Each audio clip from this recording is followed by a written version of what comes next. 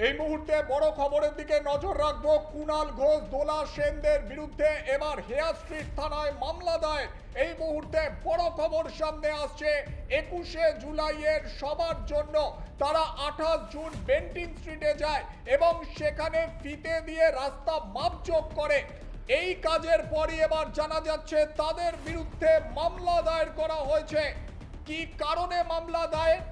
আচমকা তারা রাস্তায় দাঁড়িয়ে মাপজোক করে, সেই কারণে যানবাহন চলাচল ব্যাহত হয় এবং নিত্য যাত্রীদের স্বাভাবিক যাতায়াতের অসুবিধা হয়, এমনটাই অভিযোগ।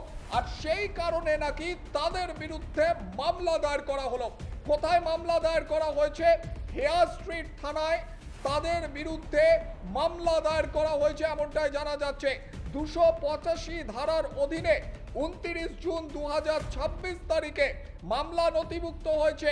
এফআইআর অনুযায়ী 28 জুন 2026 তারিখে দুপুর 2:50 থেকে বিকেল 4টের মধ্যে অভিযুক্ত কুণাল ঘোষ, দোলা সেন, আইনজীবী বৈশ্বনাথ চট্টোপাধ্যায় এবং অন্যান্যরা বেন্টিং স্ট্রিটে সমবেত হয়েছিলেন।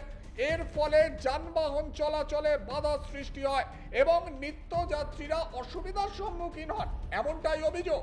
আর সেই কারণে এবার তাদের বিরুদ্ধে মামলা দায়ের করা হয়েছে।